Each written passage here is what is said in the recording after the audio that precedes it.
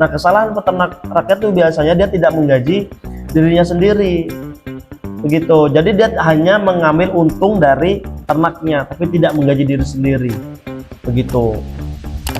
Kedua, yang saya lihat atau yang saya kaji di tahun 2024, barangkali sekarang udah berubah ya, tapi yang saya kaji di waktu 2024 itu, semangat peternak itu mulai terdegradasi dengan adanya pengusaha sapi, begitu. Karena saya punya opini juga untuk memberikan pandangan ke adik tingkat juga ya ke depannya, begitu.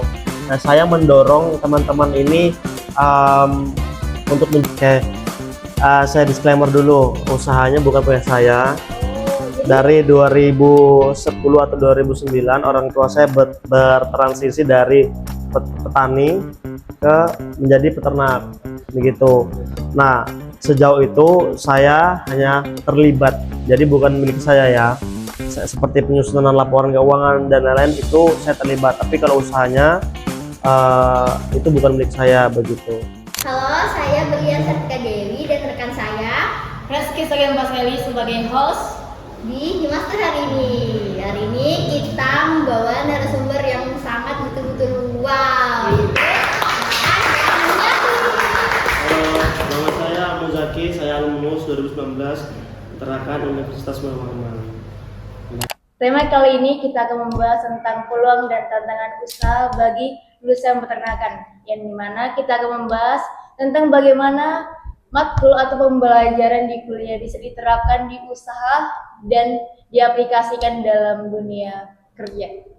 Nah, kan ini kita ada di temanya itu ada tantangan ya Bang. Apa sih tantangannya di usaha peternakan itu bagi lulusan peternakan itu? Nah, kalau gitu kita bicara di wilayah Kalimantan Timur dulu aja ya. Ya, boleh. Yang pertama, kita masih ketergantungan sekitar lebih dari 30% sampai 50% kalau tidak salah datanya itu saya lihat.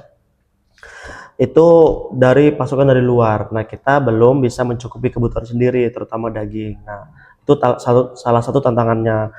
Kedua, yang saya lihat atau yang saya kaji di tahun 2024, barangkali sekarang udah berubah ya, tapi yang saya kaji di waktu 2024 itu, semangat peternak itu mulai terdegradasi dengan adanya pengusaha sapi, begitu. Karena saya punya teori yang saya yakini bahwa pengusaha dan peternak itu dua orang yang berbeda. Saya beri contoh, kalau pengusaha itu dia punya modal 1 miliar, kemudian dia beli bakalan, nah itu pengusaha. Tapi kalau peternak itu menurut saya yang benar-benar dari 5, 10, 15, 20 begitu. Tapi bukan berarti tidak mungkin juga ada peternak yang memang memulainya itu dari langsung modal yang besar, itu ada pastinya. Tapi itu keyakinan saya, begitu. Kemudian kalau kita bicara tantangannya, itu yang terberat itu tadi nomor 1, karena benar-benar pasokannya itu masih dari luar pulau. Entah itu dari luar pulau atau masih intraregional, begitu. Demikian. Oh, berarti kalau misalkan kurang, berarti lulusan peternakan ini emang sedikit, Bang? Maksudnya gimana tuh sedikit apanya? Kan tantangannya itu karena kita ngambil dari pasukan luar kan. Kenapa kita nggak ternak lagi di sini aja? Nah, itu tadi berkaitan dengan poin nomor 2 yang saya sampaikan tadi.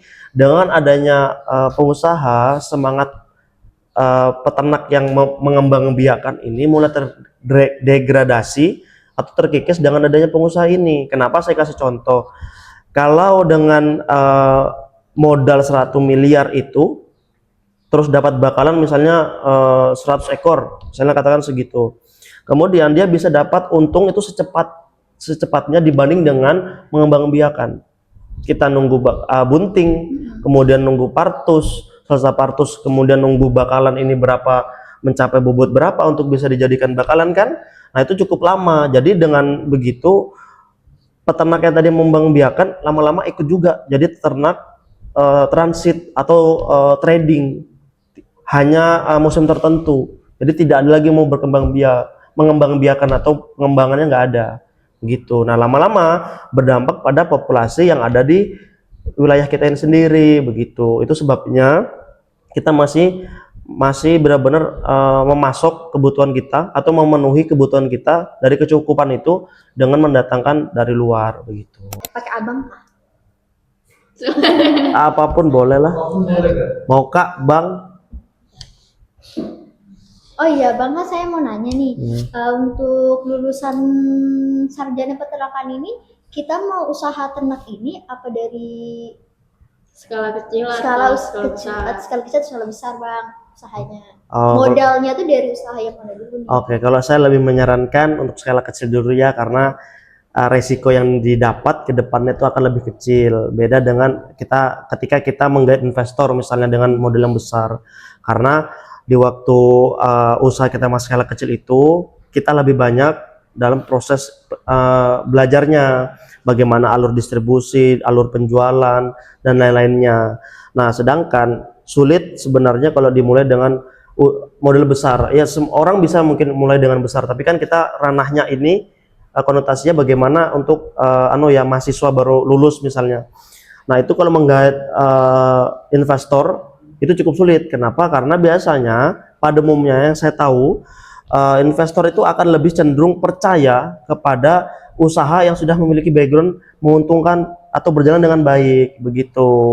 Jadi kan tidak mungkin kalau misalnya masih secara rencana terus investor datang untuk chip in di usaha kamu, itu sudah sulit. Tapi bukan tidak mungkin begitu. Tapi kalau ditanya untuk saya, pandangan pribadi lebih menyarankan untuk skala kecil dulu, karena itu fase belajarnya lebih banyak begitu. Kesalahannya di situ, kita belajar setelah itu, kemudian problem solvingnya bagaimana di situ begitu. Kalau kita sudah menggait investor, saya rasa udah nggak bisa lagi belajar kan, itu sudah benar-benar bukan satu kepala lagi. Benar mungkin manajemennya segala macam, alurnya sekarang kita yang jalankan, tapi di belakang ini kan dengan modal yang besar itu sebuah beban yang besar juga sebenarnya begitu. Saya kira begitu ya. Bukannya kalau lulusan peternakan itu kalau kita usahakan kita ini sudah belajar tentang dari manajemennya, terus tata caranya. Berarti kita tuh seharusnya lebih paham nggak sih daripada investor itu sendiri? Karena kita udah berpengalaman selama 4 tahun belajar di peternakan itu sendiri. Iya, tapi secara realitanya kalau investor itu tidak percaya dengan teori saja. Jadi track record yang kita dilihat begitu. Itu tadi investor itu nggak mau atau nggak tergoda dengan sebuah wacana saja begitu. Jadi track record itu tadi ya. Jadi itu tadi dia nggak mungkin chip in sebuah dana yang besar di sebuah usaha yang baru ngawang-ngawang begitu. Kita cuma teori aja, dan kalau kita bicara teori biasanya itu belum match juga sama prakteknya di lapangan begitu. Saya kira begitu ya, Berlian begitu. Selanjutnya nih Bang, Ya. menurut Abang ada nggak peluang dari sektor peternakan yang sekiranya nggak terlalu banyak dilirik, tetapi dari segi peluang dan ekonomi itu sangat besar Bang? Saya kasih contoh sederhana aja ya, mungkin teman-teman sisanya bisa cari sendiri. Satu, itu saya rasa untuk di Kalimantan Timur lebih didorong untuk mengembangkan pupuk cair, POC, pupuk organik cair. Nah, itu trennya sebenarnya sudah saya tahu itu dari 2023-2024 itu sangat didorong banget itu. Nah, saya kira itu bisa dimulai. Kemudian juga magot ya bisa dimulai dengan skala rumah tangga, magot skala rumah tangga. Kemudian pakan itu sebenarnya terutama Kaltim ya, itu belum ada untuk proses produknya di sini skala besar, karena sejauh ini itu terpusat di Java sentris. Coba lihat pakan-pakan itu di mana diproduksinya, kebanyakan begitu. Sekalipun diproduksi di sini, kalau ada, setahu ini saya belum tahu ya, tapi kalaupun ada, bahan bakunya pun dari sana begitu. Ada juga yang masih impor begitu. Saya kira demikian. Nah, Bang, kan Abang ini kan lulusan peternakan nih, dan juga memiliki usaha ternak. Apa sih tantangan pertama nih dalam usaha ternak Abang kayak gitu? Oke, saya disclaimer dulu, usahanya bukan punya saya. Oh, jadi Dari 2010 atau 2009 orang tua saya bertransisi dari petani ke menjadi peternak begitu. Nah, sejauh itu saya hanya terlibat, jadi bukan milik saya ya. Seperti penyusunan laporan keuangan dan lain-lain itu saya terlibat, tapi kalau usahanya itu bukan milik saya begitu. Nah, tadi terkait pertanyaan tentang apa ya? Tantangannya ya? pertama. Tantangan yang pertama itu pasti modal, karena saya mulainya dengan hibah dari dinas peternakan tingkat 1 atau tingkat 2 kalau tidak salah. itu memberikan 9 ekor ternak itu untuk pengembangan, tapi tidak mudah setelah dari situ kan, karena proses transisi itu tidak punya banyak ilmu peternakan, jadinya pengolahan limbah dan mitigasinya tidak tahu bagaimana. Akhirnya disomasi satu kampung, diminta untuk tutup begitu. Jadi ya udah kita tutup, nah hibahnya itu dikasih ke orang lain begitu.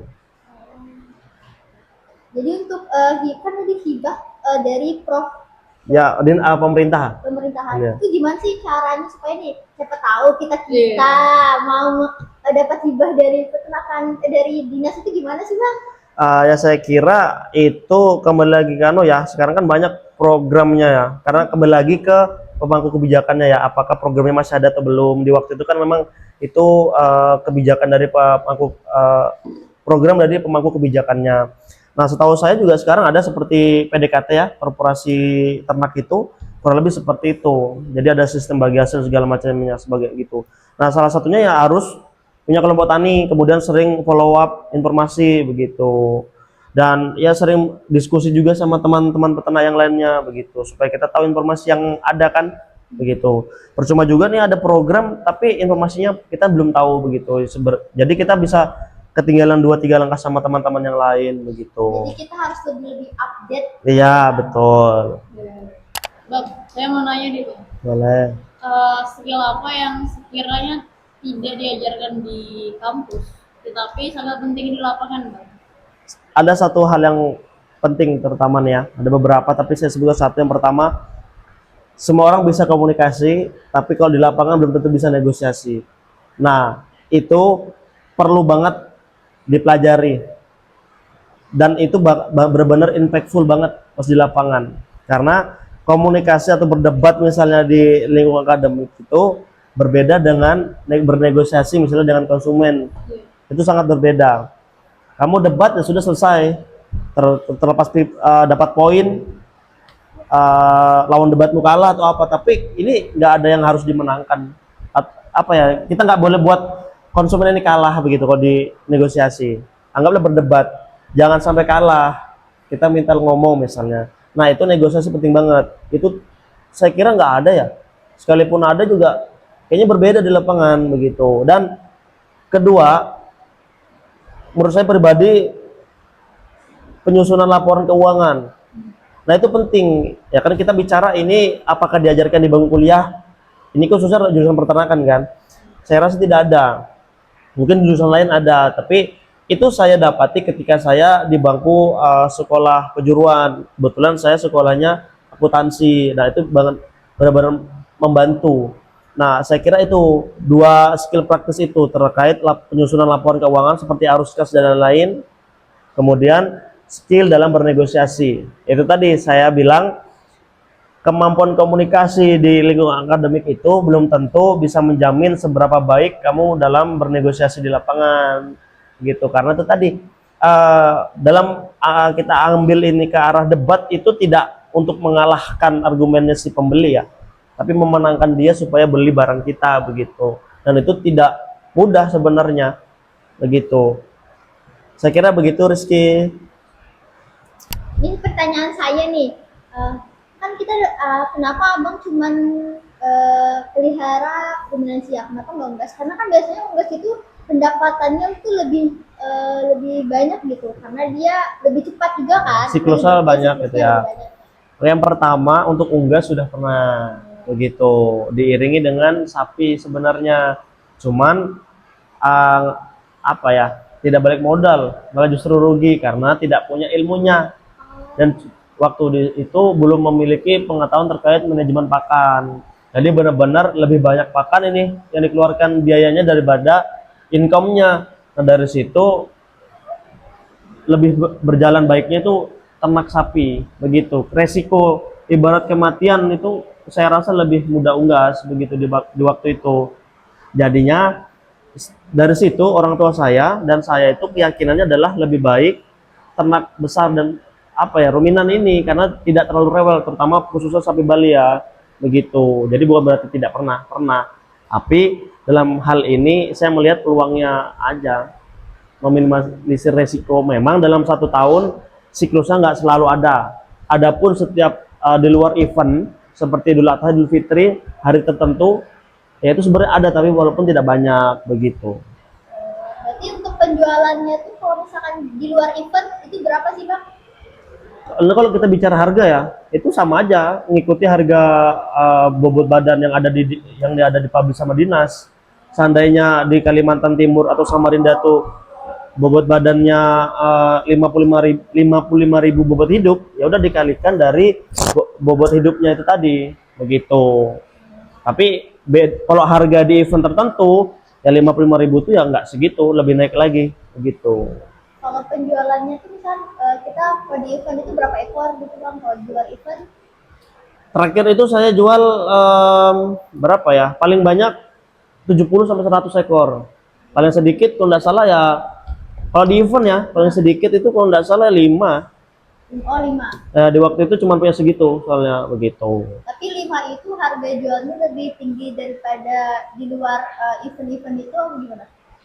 Di waktu itu jualnya kan tetap di event. Nah, pasti sama aja harganya, lebih sama harganya. Tapi kalau di luar dari event kayak hari biasa, belinya ini orang konsumen datang ini karena akikah misalnya ya, atau nikahan. Nah, itu yang ikuti harga biasa begitu.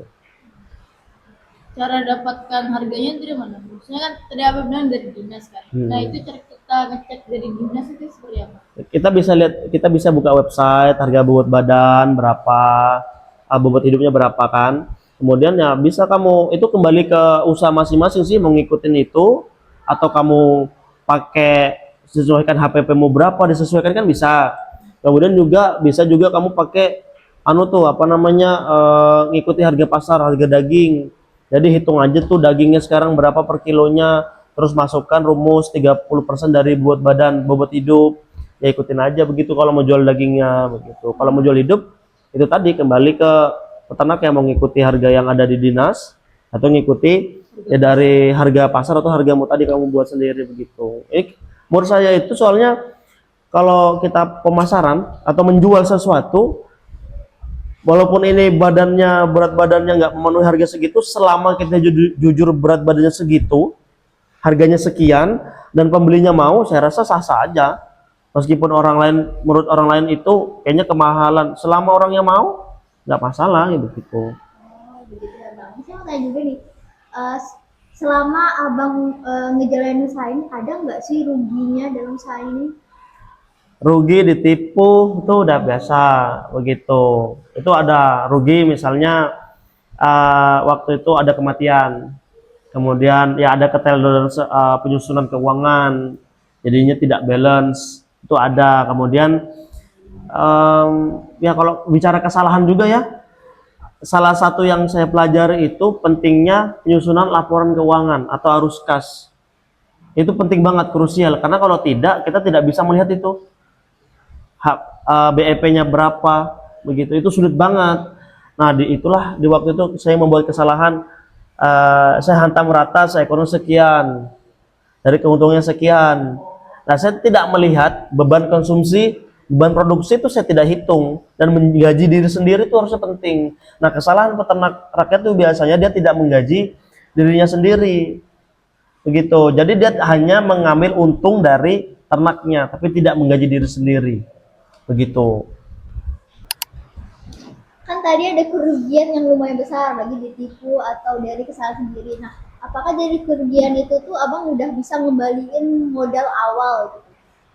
Oke, di waktu itu bicara di kerugian waktu itu sebenarnya ada caranya. Jadi ada waktu itu mati 3, harganya 10 juta.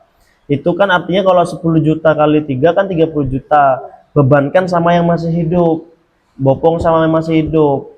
Yaitu ibaratnya setidaknya balik modal, tapi mengurangi keuntungan dari ternak yang masih hidup. Begitu. Kalau bicara rugi itu pasti rugi ada setiap usaha itu.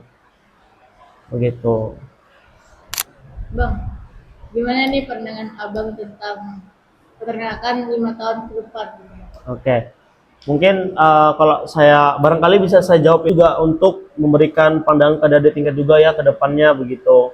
Nah, saya mendorong teman-teman ini untuk menjadi pengusaha atau entrepreneur dari hal-hal skala kecil dulu, perumahan atau enggak kalau sapi 5 ekor dulu begitu. Karena kenapa? Yang saya yakini 5 tahun ke depan itu bakal lebih kompetitif lagi dunia peternakan. Contoh sekarang itu harga ternak mulai tinggi. Itu pakan itu juga bakal tinggi. Dan artinya kita banyak harus menguasai kemampuan teknis yang praktis. Tapi juga kita jangan sampai ketinggalan sama perkembangan informasi dan teknologinya juga begitu. Karena sebenarnya kita ini kan sarjana ya, atau bahasa Inggrisnya itu kan bachelor atau baccalaureate. Tulisannya kan gitu. Nah, itu artinya itu menciptakan pekerjaan.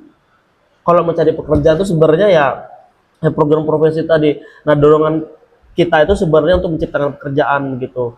Nah, harapannya saya juga memberikan pandangan ini supaya adik-adik itu nantinya lebih semangat untuk ya kita sebagai aktor membuka lapangan pekerjaan kan. Dan itu juga mendorong diri saya sendiri juga begitu. Barangkali untuk melangkah ke situ kita butuh bekerja dulu sama orang lain, ya nggak jadi soal juga, nggak apa-apa, nggak masalah begitu.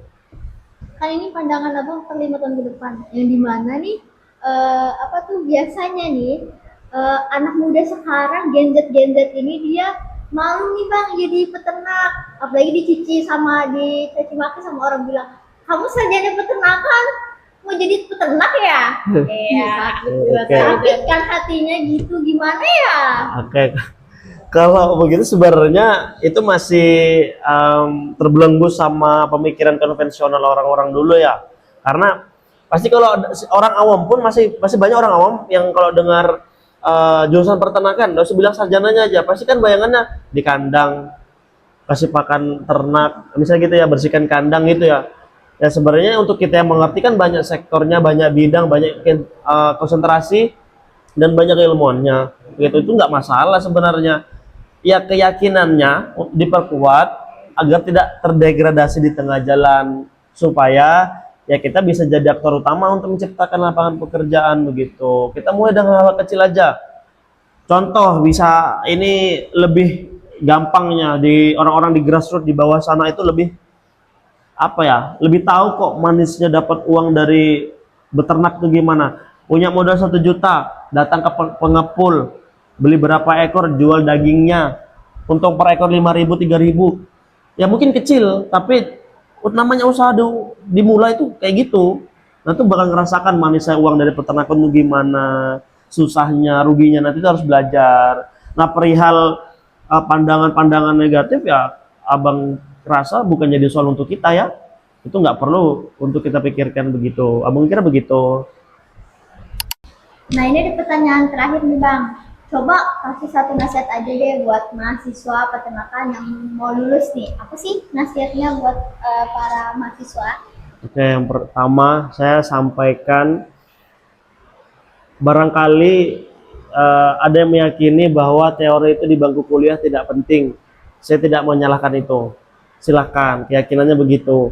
Tapi keyakinan saya ibarat ada persesuaiannya kalian di tengah hutan, itu teori itu menjadi kompas. Jadi yang kalian dapat di bangku kuliah mungkin tidak match 100% dengan apa yang di lapangan, tapi itu dimasukkan di saku kalian. Kemudian itu diambil, dimasukkan di kepala, diimplementasikan yang bisa. Selanjutnya perluas jaringan kalian. Begitu. Jadi biasanya tuh itu bakal menyelamatkan kalian. Contoh bantuan informasi segala macam. Nah, dengan teori-teori yang kita udah punya, biasanya kita itu apa ya, mengindahkannya lebih mudah begitu dibanding dengan yang belum tahu apa-apa. Jadi persoalan teori itu penting, jangan dilupakan. Tapi juga selama mau lulus itu juga diperluas untuk jaringannya begitu. Dan ya mungkin juga orang juga tahu ya kalau misalnya pentingnya relasi kan, orang kan bilang ya sekarang nggak punya orang dalam susah. Nah misalnya begitu ya, kita bicara yang normatif aja. Kalau jaringan lebih banyak atau relasi lebih banyak itu lebih mudah. Sekedar informasi aja, rasakan perbedaannya punya teman 2 orang dengan yang 25 orang. Kan lebih luas tuh yang 25 orang. Nah, begitu penyesuaiannya. Dan tapi juga tidak mengecilkan dari teori tadi. Kenapa abang hubungkan tuh biasanya ya saya ngasih tahu di tingkat itu biasanya begini sih. Kalau orang tuh pasti dibenturkan dengan teori aja ini begitu. Ya nggak masalah, tapi teori sebenarnya penting juga sebagai kompas kamu di keluar nanti. Toh nanti kalau nggak match ya nggak apa-apa. Kan ada juga itu ilmu buat kita. Begitu Ber. Oh iya bang. Teman-teman, kita sudah di akhir pengunjung podcast kita pada hari ini. Terima kasih juga kepada Bang Muzaki bang. Iya, Terima kasih sama-sama. sudah menyampaikan sharingnya. Nantikan podcast kami selanjutnya. Bye bye. Bye bye.